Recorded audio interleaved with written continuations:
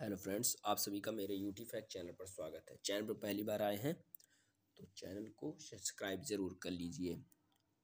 हम लोग भारत में नदी तंत्र के टॉपिक का अध्ययन कर रहे हैं। हम लोगों ने अब तक भारत में विकसित अपवाह तंत्रों के अंतर्गत सबसे पहले हम लोगों ने देखा था सिंधु अपवाह तंत्र।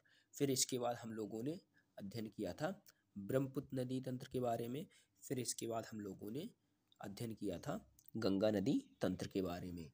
तो ये जो तीनों नदी तंत्र हैं ये हिमालयी नदी तंत्र के अंतर्गत आते हैं। इसके बाद हम लोगों ने स्टार्ट किया है प्रायद्वीपीय भारत के अपवाह तंत्र के बारे में। तो प्रायद्वीपीय भारत का जो अपवाह तंत्र है वो हिमालय की तुलना में इसका विस्तार क्षेत्र कम देखने को मिलता है। यहाँ की जो नदियाँ हैं सामान्यतः मौसमी नदियाँ होती हैं तथा इन नदियों की घाटी क्या होती है, चौड़ी होती है तथा उथली घाटियाँ होती हैं। इन नदियों में ढाल प्रवणता मंद होती है तथा नदी विसर्प का निर्माण नहीं करती हैं। तो ये इनकी महत्वपूर्ण विशेषता थी। इसके बाद हम लोगों ने देखना शुरू किया था प्रायद्वीपीय भारत में जो महत्वपूर्ण नदियां हैं उनके बारे में। सबसे पहले हम लोगों ने देखा था नर्मदा नदी के बारे में। नर्मदा जो नदी है वो छोटा नागपुर पठार में अवस्थित अमरकंटक की पहाड़ियों के पश्चिमी ढलानों से उद्गमित होने के बाद पश्चिम दिशा की ओर प्रवाहित होते हुए खंबात की खाड़ी के निकट अरब सागर में मिल जाती है। इसी प्रकार से हम लोगों ने देखा था तापी नदी के बारे में। तापी नदी और नर्मदा जो नदियां हैं ये भ्रंश घाटी में प्रवाहित होती हैं। जो तापी नदी है सतपुड़ा श्रेणी के दक्षिणी ढलानों से निकलने के बाद पश्चिम दिशा में प्रवाहित होते हुए अरब सागर में जाकर मिल जाती है। फिर इसके बाद हम लोगों ने देखा था गोदावरी नदी के बारे में। गोदावरी जो नदी है पश्चिमी घाट पर्वत श्रृंखला जो है उसके पूर्वी ढलानों से उद्गमित होती है। तो यहाँ से निकलने के बाद ये दक्षिण पूर्व की दिशा की ओर प्रवाहित होते हुए बंगाल की खाड़ी में जाकर मिल जाती है। तो आज की वीडियो हम लोग देखेंगे कृष्णा नदी के बारे में। जो कृष्णा नदी है, कृष्णा नदी का उद्गम होता है महाराष्ट्र में पश्चिमी घाट पर्वत श्रृंखला पर अवस्थित है महाबलेश्वर शिखर। तो महाबलेश्वर शिखर से कृष्णा नदी का उद्गम होता है तथा इसकी जो लंबाई है 1400 किलोमीटर। तो 1400 किलोमीटर दक्षिण पूर्व की ओर प्रवाहित होती है तथा विजयवाड़ा के निकट ये बंगाल की खाड़ी में जाकर मिल जाती है।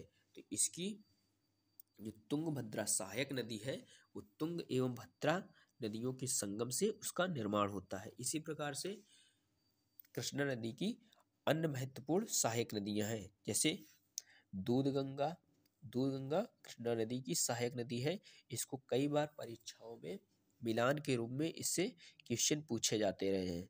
इसी प्रकार से कोयना जो नदी है, कोयना नदी भी कृष्णा नदी की सहायक नदी है।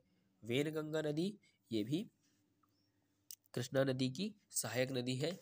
इसी प्रकार से पंचगंगा जो नदी है तो ये भी क्या है, कृष्णा नदी की सहायक नदी है। तो भीमा इसकी सबसे महत्वपूर्ण नदी है। तो भीमा जो नदी है तो ये भी कृष्णा नदी की सहायक नदी है। इसी प्रकार से मालप्रभा जो नदी है ये भी कृष्णा की सहायक नदी है। इसी प्रकार से डिंडी, घाटप्रभा और मूसी जैसी नदियां जो हैं ये भी कृष्णा नदी की सहायक नदियां हैं।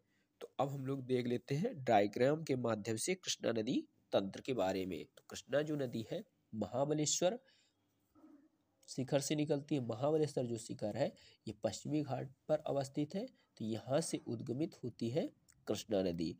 तो कृष्णा जो नदी है इसकी कुल लंबाई देखने को मिलती है 1400 किलोमीटर। तो 1400 किलोमीटर इसकी लंबाई है। तो इसका जो अपवाह क्षेत्र देखने को मिलता है 4 राज्यों में देखने को मिलता है। 4 राज्यों में यह प्रवाहित होती है। उसमें है महाराष्ट्र, कर्नाटक, तेलंगाना और आंध्र प्रदेश। तो महाराष्ट्र निकलती है, फिर इसके बाद प्रवेश करती है कर्नाटक में, कर्नाटक के बाद पहुंचती है तेलंगाना वाले क्षेत्र में, तेलंगाना के बाद सबसे बाद में पहुंचती है आंध्र प्रदेश।